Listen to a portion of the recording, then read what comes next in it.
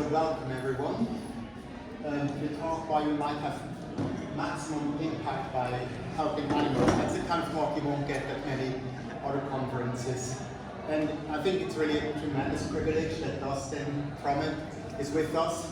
So I talked to a hero of mine this morning. The hero is Alex. He does so many things so well, and he said, well, Dustin, what does he do? He just does everything that I do, just better. So he's like hero squared. But I think we've been given everything from above, and we're now passing this on, and we're very grateful for this. So what is Dustin doing in his life? He's a philosopher, and he's a non-profit director. He's a good philosopher. There was recently a high-profile case of a philosopher kind of converting to Christianity. I can't say that your paper was at least somewhat instrumental in that whole process. So he has worked on different things in applied ethics, in political philosophy, and philosophy of religion. He's a co-author of Applied Ethics and Impartial Introduction. His current work includes improving animal welfare from the angle of addressing challenges accompanying insect farming. And he recently launched the Insect Institute, a pioneer non-profit in this space, incubated by Rethink Priorities. So while Dustin speaks, viewers can submit questions via Slido, and if you don't have the Slido link, you can check it on Swapcard or the YouTube description for a link. And please upvote your favorite questions so we can prioritize your favorite questions. So the floor is yours. Thanks for being here. Great. There are a lot of animals suffering in the world, many of them at the hands of human beings. So there are tens of billions of land vertebrates that live in factory farms every year.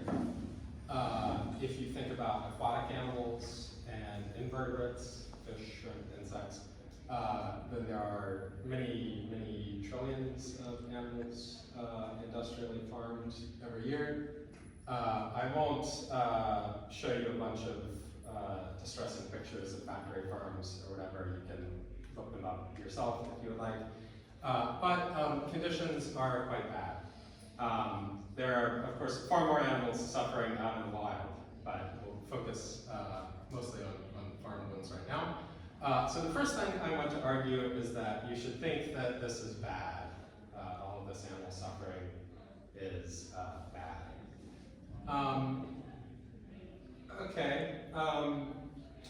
Lots of things are bad. What JD asked me to address was why you might have maximum impact by helping animals. And so that this is a bad thing doesn't immediately mean that it's what you should focus on, because maybe there are like other things that have more impact that you could focus on, right? So we need somehow to compare things you could do to help animals versus other things you could do that would be good. And you'll need to think about, okay, the scale of the problem. Are there things, useful things that you can do? Are other people going to do the useful things if you don't do them? Things like this. And as a result of this, because we're trying to make this comparison, you might think a very important question is like, how should Christians weigh the interests of humans versus the interests of animals, right? You might think, oh, well, Christians should think that humans in some sense are more important, and doesn't that mean that you should focus on humans? The second thing I want to argue is that that's actually not that important of a question. Because we might agree, okay, human interests in some sense are more important, but there might be like other factors that are relevant to the decision besides that. So by way of analogy, sometimes if you tell people that they should donate to, say, a global health charity, they might say, oh, aren't your strongest obligations to the people in your own community? And you might think, oh, that's really important. I should spend a lot of time figuring out whether my strongest obligations are the people in my own community. But then, like, actually, maybe that's not that important, because the thing is, you might be able to do a lot more good for people who are not in your community. And so even if you have stronger obligations, all else equal to people in your own community, the fact that you can do a lot more good for people not in your own community might outweigh that, right? I'm going to argue basically that the scale, the neglectedness of animal suffering, the fact that there aren't that many resources going into it, not that many people working on it, etc., mean that you should seriously consider prioritizing it in your own career, your own donations, etc. I won't try to argue that every one of you should do that. There are other things you need to think about. Like if you're thinking about your career, you need to think about your own questions of personal fit, your own skill set, your own passions, blah, blah, blah. But I just want to argue, you should probably give, or at least most of you should consider it seriously, right? So, like I said, first of all, I want to argue all this animal suffering is a bad thing. I don't think you need any complicated, convoluted argument for that. The things that are done on factory farms would be illegal animal cruelty if they were done outside of farming context. In some cases, they might be illegal bestiality if they were done outside of farming context. And so I think just ordinary moral intuitions say, okay, yeah, keeping animals in very tiny cages, performing very painful operations on them without anesthetics, making them sit in their excrement, all these sorts of things seem pretty bad. Sometimes I think people are worried, oh, maybe you're not allowed to say that if you're a Christian or something, right? Because I'm supposed to think that humans are very important, we can do whatever we want to animals. I want to argue, no, there are good biblical and theological arguments as well for saying that you shouldn't mistreat animals. People often will, you start talking about animal welfare in this sort of context, talk about the dominion command in Genesis 1, right? So God makes the humans in his image, and he gives them dominion over all the fish of the sea, the birds of the air, every living thing that moves upon the earth. Sometimes people think that this is an argument against caring about animal welfare, but if you read the next sentence, God tells the humans to be vegans, actually, right after giving them dominion. I've given you every plant yielding seed that's upon the face of all the earth, every tree with seed in its fruit, you shall have them for food. Then he tells the other animals to be vegans as well, which is kind of interesting. So I mean, it can't, we're not focusing now on whether you should be a vegan. The point is, it can't be that the dominion command means that you can do whatever you want, right, to animals. Because immediately after it's instituted, the humans are told to be vegans. And if you think about it, if you step back for a minute, I mean, usually if God gives you authority over another individual, that doesn't mean that you can do whatever you want to them, right? You're supposed to use that authority to serve God, to benefit them. Parents have authority over children. The government leaders have authority over the citizens of the nation. But that doesn't mean that they can do whatever they want to their subjects, right? This is a job that carries responsibilities with it. And I've argued in some of my academic work that that's probably the way that we should think about the kind of dominion that humans are giving over animals. It's not a license to do what we want, rather it's the stewardship. Predation by humans and animals begins later, after the fall. So humans are given permission to eat meat in Genesis 9 after the flood. This is alongside the institution of capital punishment for murder. Eating lifeblood is still not allowed, which is interesting anthropologically. So God does give them permission to eat meat. But then when he makes the covenant with Noah, it's not just made with Noah, it's made with all flesh. I'm establishing my covenant with you and your descendants after you, and with every living creature that is with you, the birds, the domestic animals, every animal of the earth with you, as many as came out of the ark. I establish my covenant with you that never again shall all flesh be cut off by the waters of the flood. Never again shall there be a flood to destroy the earth. This is the sign of the covenant I make between me and you and every living creature that is with you. And it goes on. So God is actually like making a promise to the other animals. So this has to be something that it makes sense for God to do. And so the animals must have some kind of standing, right? Where like it makes sense to make a promise to them. It makes sense to then think that you have to keep this promise that you've made. There also are suggestions that, okay, so like things went wrong, and now we're in this period of predation. But there also are suggestions that, like, in the end, predation goes away again. People think that there's something in the Bible about lions laying down with lambs. That's not in the Bible. I think they think that because of a painting from a couple of years ago. There's something about wolves lying down with lambs. The wolf shall live with the lamb, the shepherd lie down with the kid, the calf and the lion and the fatling together, and a little child shall lead them. So it seems like the original plan is we're not killing the other animals, and they're not killing each other. That seems to be the final plan too. And then we have this messy period in the middle where humans are given permission to eat meat because of something having to do with our current bad situation. And it's not really, I mean, it's hard to know, like, what exactly is it about our bad situation that results in this?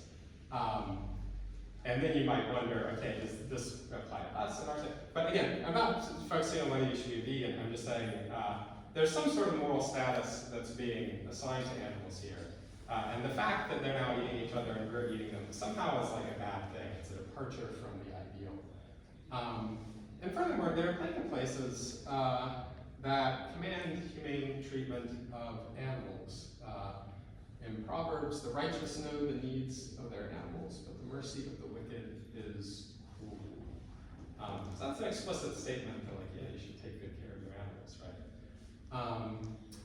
There are various commands in the Mosaic Law that seem like they're probably motivated by concern for humane treatment of animals.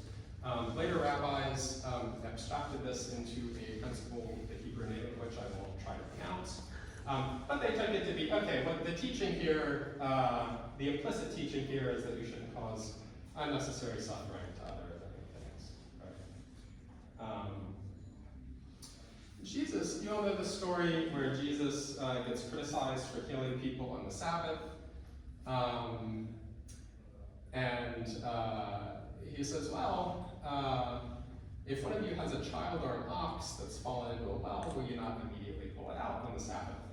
And they're not able to give, okay, the implicit thing is like, yeah, obviously, okay, so it must be okay to do sorts of good things on the Sabbath, so like, why are they criticizing him for healing this guy on the Sabbath, right?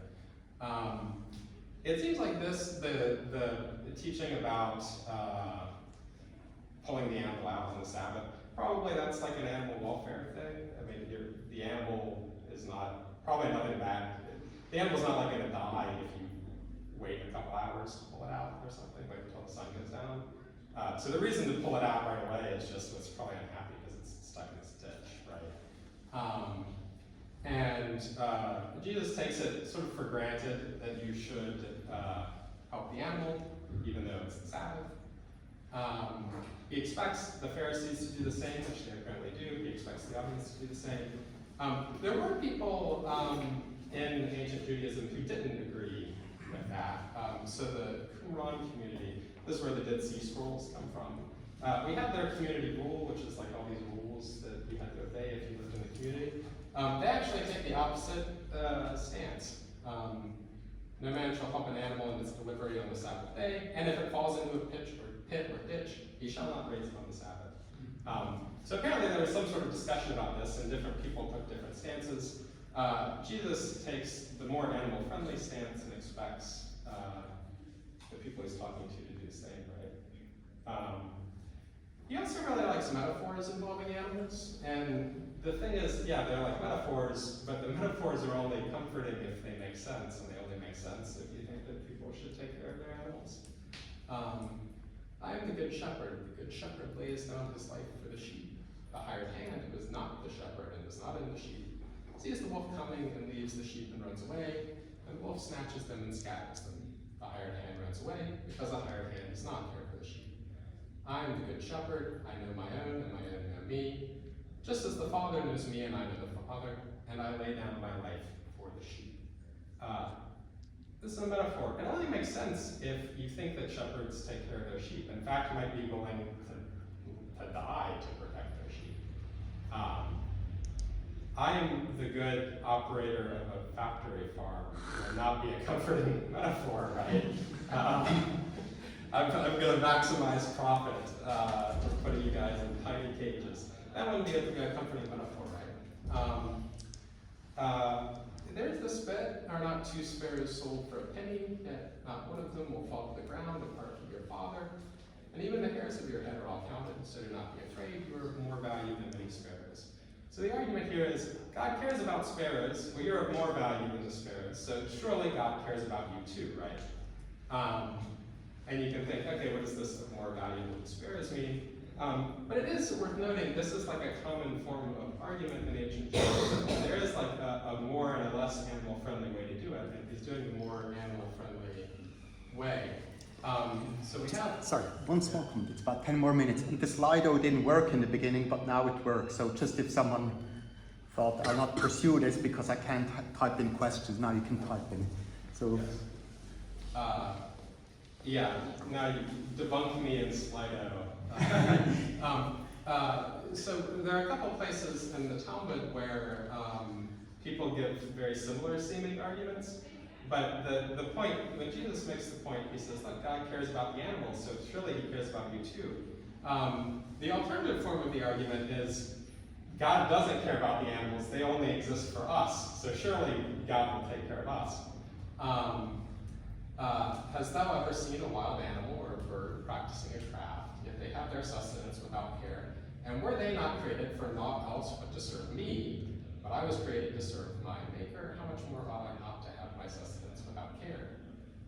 Elijah asked Rabbi Uri, why had God created in this world tiny insects and worms? He replied, when human beings sin, he looks on the lower form of creation and says, if I sustain these tiny useless creatures, how much more must I preserve human beings who are useful?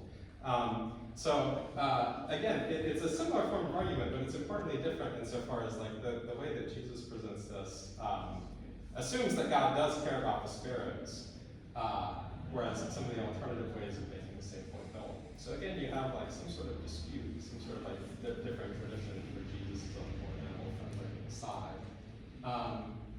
This story is like slightly cheating because it's apocryphal. It didn't make it in the Bible. So this is translated by Richard Bach, and it's from a Coptic manuscript. We have no idea where it came from.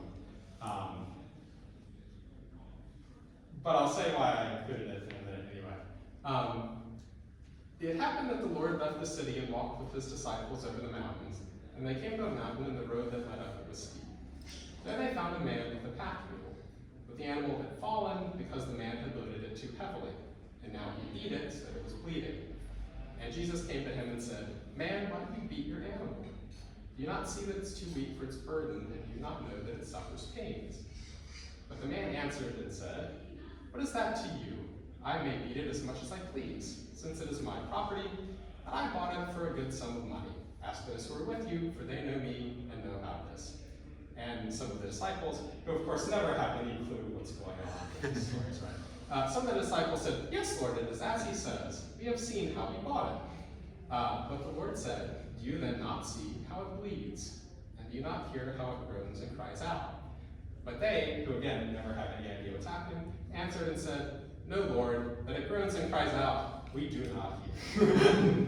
But Jesus was sad and exclaimed, woe to you, that you do not hear how it complains to the Creator in heaven and cries out for mercy. But threefold woes to him about whom it cries out and complains in its pain. And he came up and touched the animal, and it stood up, and its wounds were healed.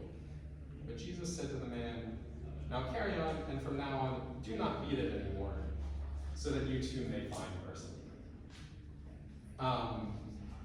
Again, this is an apocryphal story. We have no idea where it came from.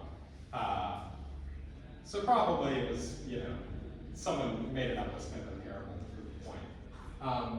But it is interesting that someone thought that that was someone in the tradition, somebody early on, a very long time ago, thought that that was a point that was worth making, right? It's not just like like a modern thing typically, and it is a bit. I mean, threefold woes to him about whom it cries out and complains in its pain. Again, if you think about the sorts of things that happen on factory farms, the idea of getting threefold woes for them is actually kind of terrifying. Especially if you think about like how many animals you might eat in your lifetime.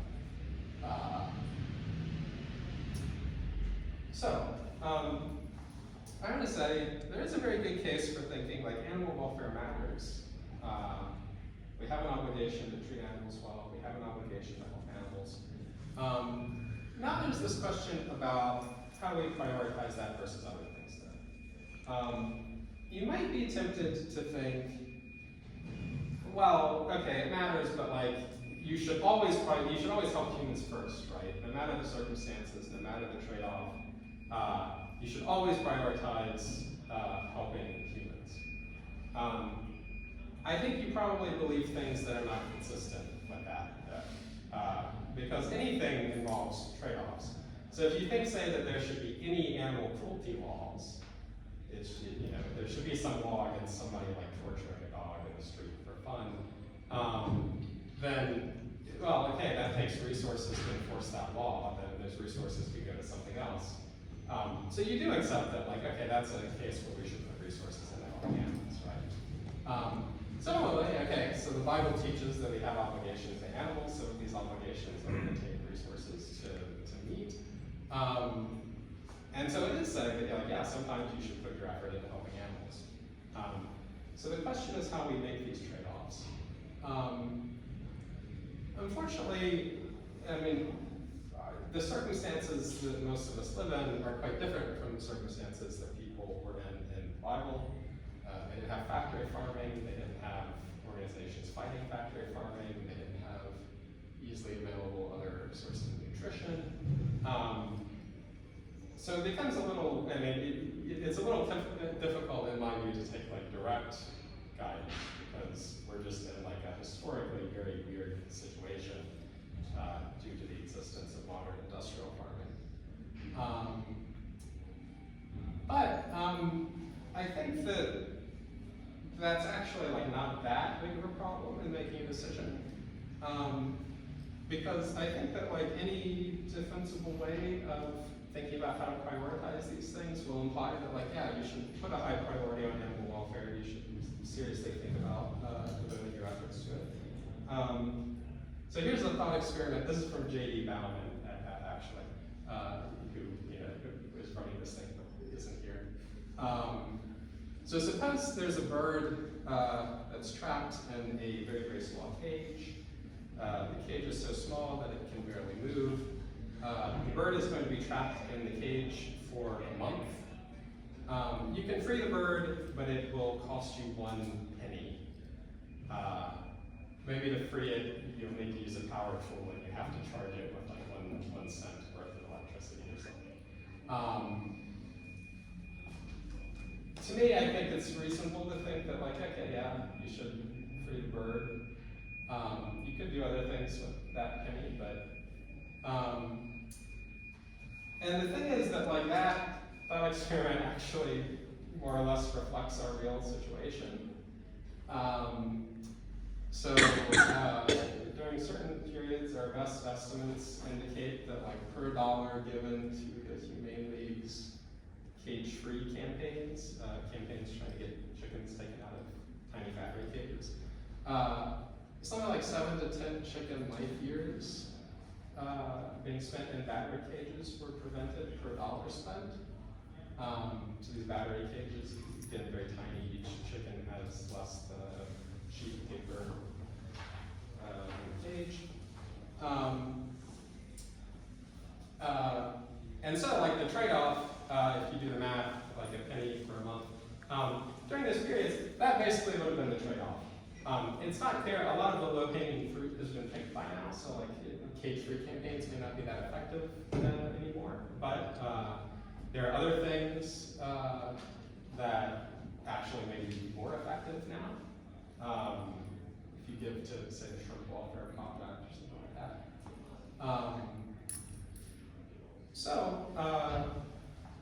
For that reason, it seems to me that there is like a pretty serious case for thinking about prioritizing animal welfare as a policy area. So what might you do?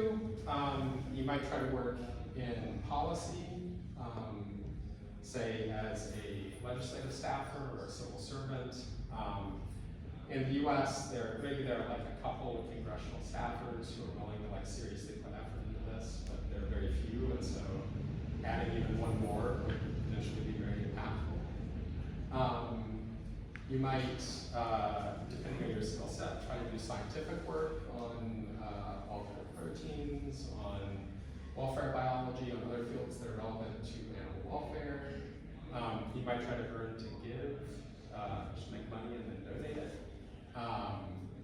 Animal welfare is comparatively under-resourced as compared to a lot of the other things that people talk about at this conference. So earning to give is comparatively more attractive because more money is needed. You might work for an organization recommended by animal charity evaluators or some sort of similar organization, be a campaigner, a researcher, something else. There are organizations that focus specifically on this sort of stuff, animal advocacy careers. There's a newish organization called Animal Policy Careers. I think they're at least mostly focused on the US. You might also, even if you're not ready to give, you can still donate to a charity. You could, I said mostly I wouldn't talk about vegan. You could become a vegan. Donating will probably do more good than becoming a vegan, so if you're only going to do one.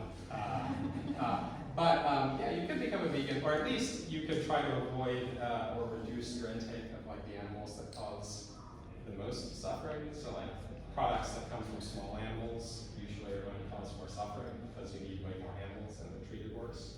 So chicken, eggs, farmed fish, farmed shrimp, those would be like the things probably to cut out first. You might also consider focusing on neglected issues, things like wild animal suffering or invertebrate suffering, because again, those tend to have less resources for the people going into it. So that's a bit of practical advice. So that's what I had to say.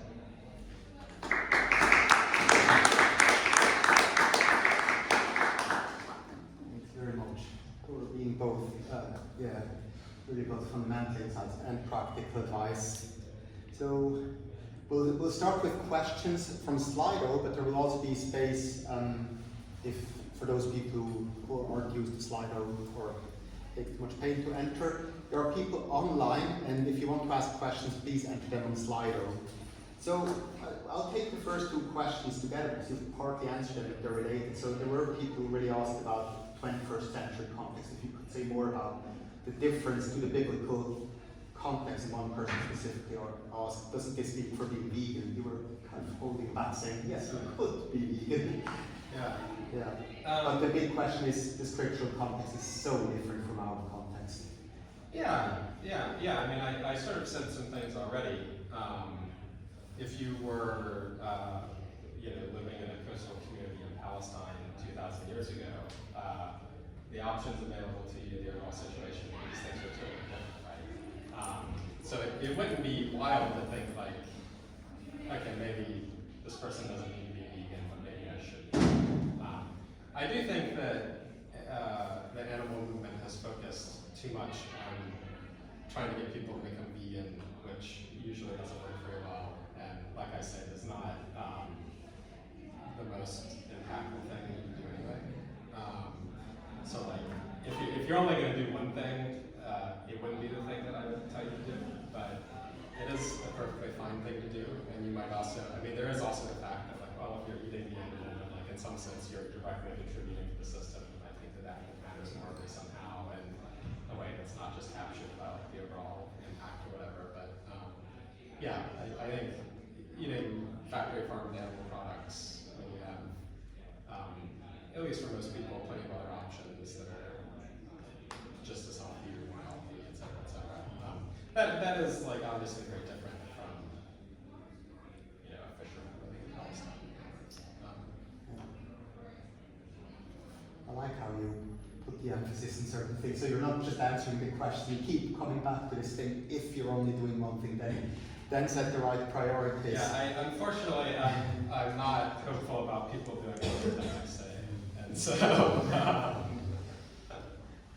there were people who asked, you know, what percentage of animals are actually intensively farmed. Do you know this number?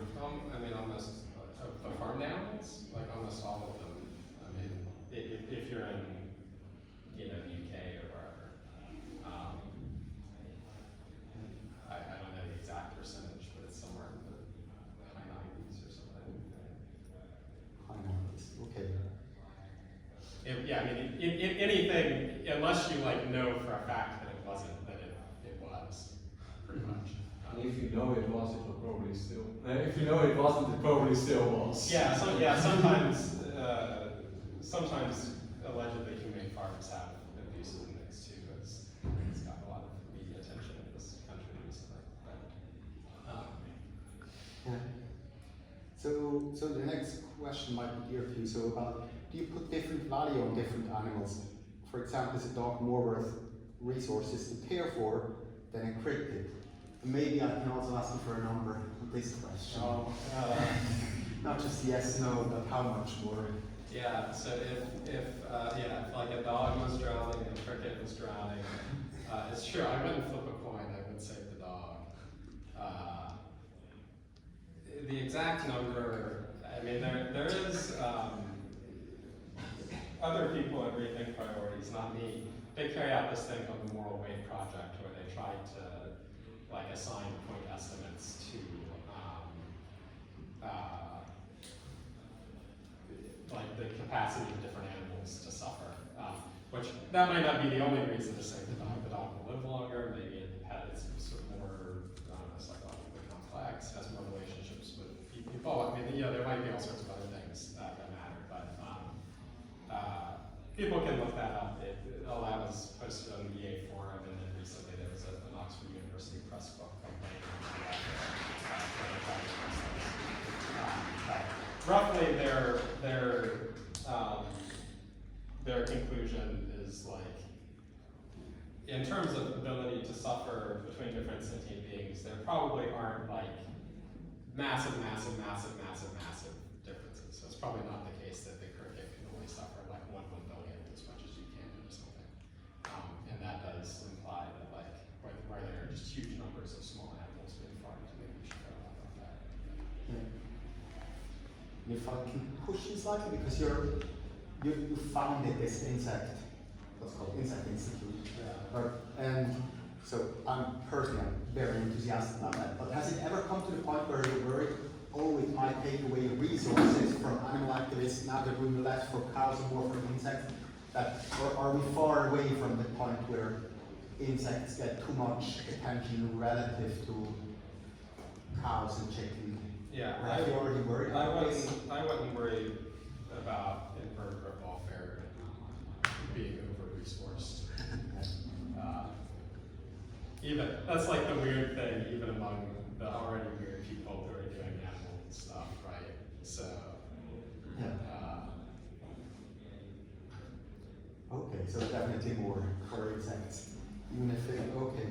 For all weird things, wild animals, invertebrates, shrimp, Yeah.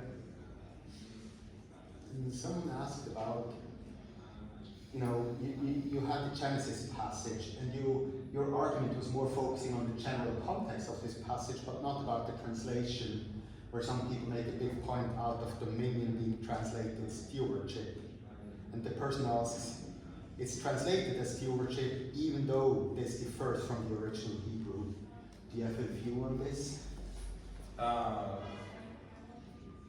don't think it matters. I mean, I think it's fine to translate it as dominion.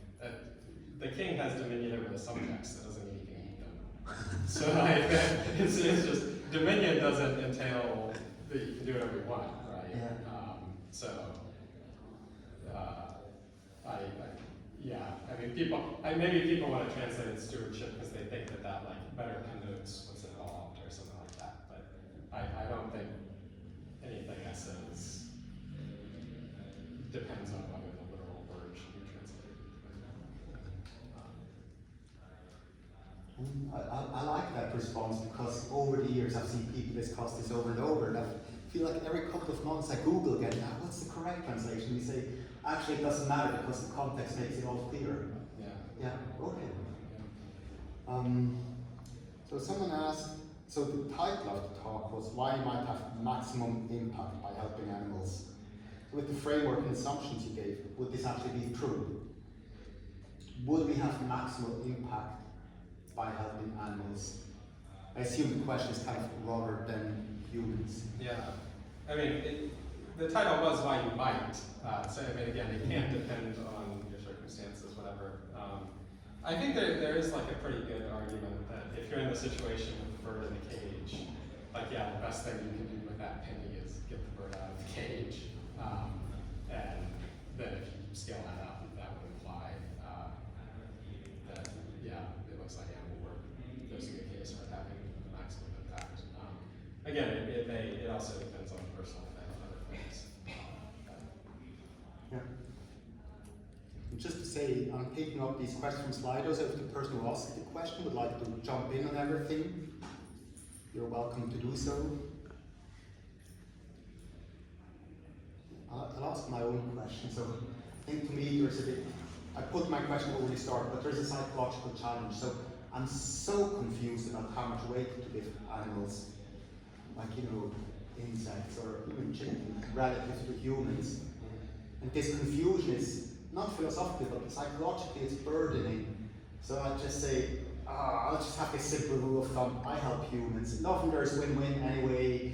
So this gives me some psychological peace of mind, because as soon as I start to help animals, there's so much risk of getting it wrong, giving much to little, much to much. So, but I'm asking you now the psychological question, almost like a therapist, you know. Do you have any thoughts on this? Well, I mean, like I said, I think that like probably any even just intuitively plausible weighting, if you like think seriously about the sort of effect you could have doing animal work, like it actually probably doesn't matter that much, like what specific number you assign to the weights, just because like, well, you can do like a lot of good for very little doing animal work. As a psychological matter, I mean, yeah, it's true that it like this might, and even within the animal movement, you know, most resources, most work goes towards like the most charismatic animals, goes towards like dog shelters and things like that, right? So yeah, it's true that psychologically,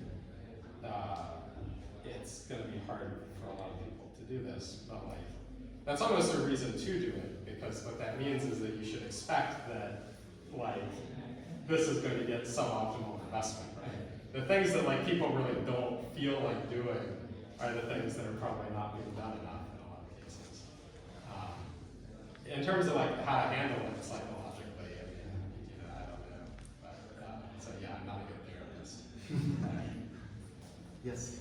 Thanks very much for the talk. I kind of bring into context, I had a lecturer that once said being or being pro-organic is as anti-science as being anti-vax. The general premise there being, if you want to help humanity, to some extent you have to compromise on values such as welfare of animals to optimize on carbon, for example, because carbon's going to impact more broadly than just animal welfare issues. So how would you, in cases where you're weighing up humans versus animals, or what about animals we're farming versus climate impacts of all animals when things start to go wrong? Do you have a take on balancing those issues? If what you're trying to maximize is climate impact, then you should just be vegan, right? You shouldn't be eating either type of animal. Yeah. So So there's the an primary area- case of not eating animals, I guess it's in terms of career Yeah. outcomes. If I was looking to invest my hours into primarily tackling animal welfare, to some extent those could exacerbate issues elsewhere. Like, how would you navigate? The concern is like what you do on animal welfare might like if it results in more extensive farming as opposed to intensive farming, it might exacerbate. Exactly, yeah, that's That's a possibility. I mean, there also will be other things like the pandemic risk that's posed by intensive animal farming being lessened. So, yeah, those are difficult trade-offs. I mean, pandemic risk versus climate change is a difficult trade-off. I guess intuitively, I wouldn't think that. I mean, if I was going to let the bird out of the cage, but then it was like, oh, we'll take up slightly more room, and that will have like a slightly bad impact. Because I wouldn't think that was a compelling reason intuitively not to let the bird out of the cage. I also think if you look at like the actual, data, like okay, what is this amount of carbon when you release? Like, what is the expected impact of this amount of carbon? I don't think that promoting intensive farming that would be worth it. I guess another thing to say is I mean, to justify that, we would need to sit down and like actually look at LCA or whatever. But I mean, I have looked at that in the past. That's what I thought. Another thing to say is like moving to extensive farming, there would be another trade-off where like probably in such a system fewer animals would be farmed, and people would wind up eating more plants. So that would be another thing that's better. So I don't think what your lecturer said was defensible. I say that.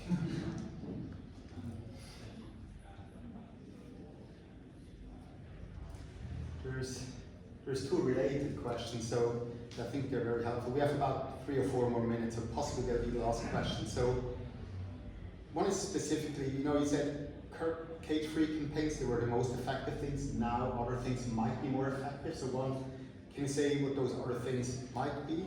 And then a general question, whether you think that incremental change, like better fishing practices, is better? Should we rather advocate for incremental change? Or should we rather advocate for a more radical change, like entire food system upheaval? I think advocating for incremental change is good.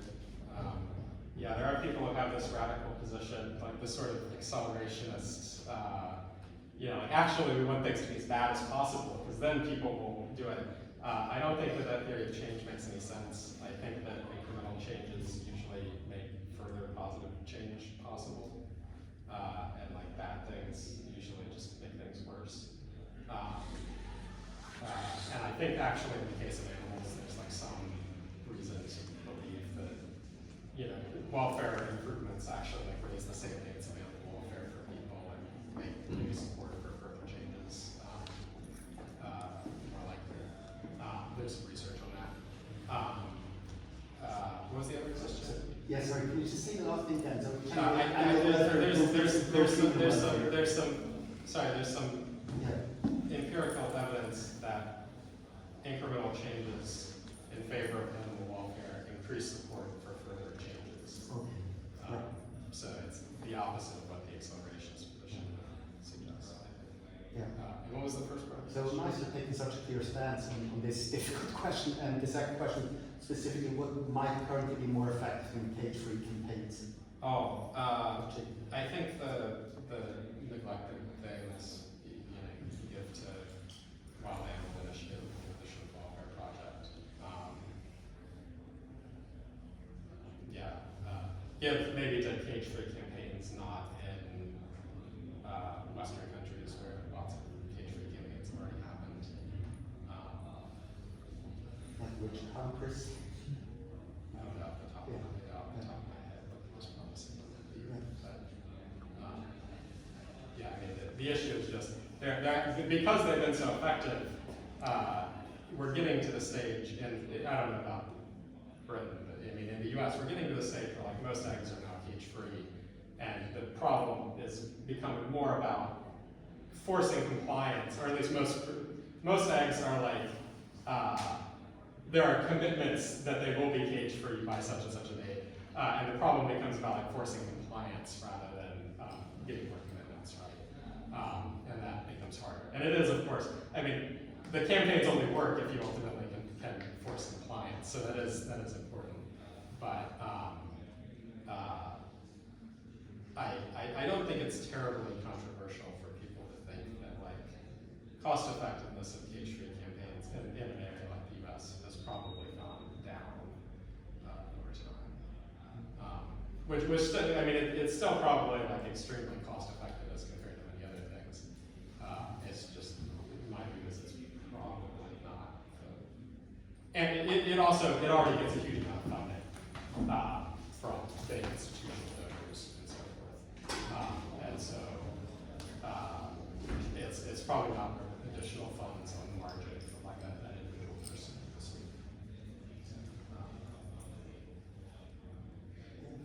Thanks for the clear.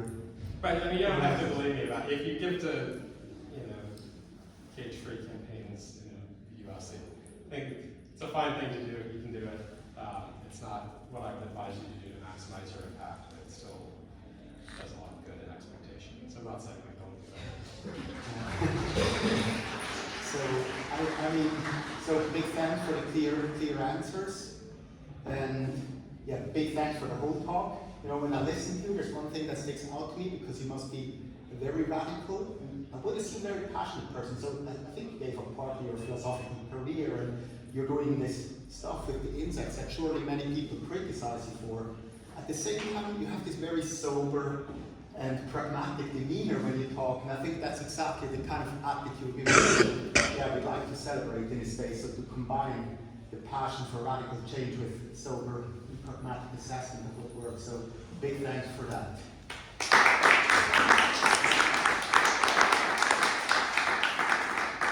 Just quickly to say, if anyone's interested in the ideas of animal welfare, tomorrow between 9 and 10 a.m. we're going to have a little animal welfare meetup. So you don't have to work in animal welfare, maybe you just thought about it for the first time today, but if you want to chat more, I'm Alex on swap card, come hunt me down, and I'll let you know where we're meeting. It'll be somewhere around here. 9 to 10 tomorrow. Next talk is at, next session is at 11:30. That's already in 10 minutes. And so, but if you do networking, then feel free to miss the next session.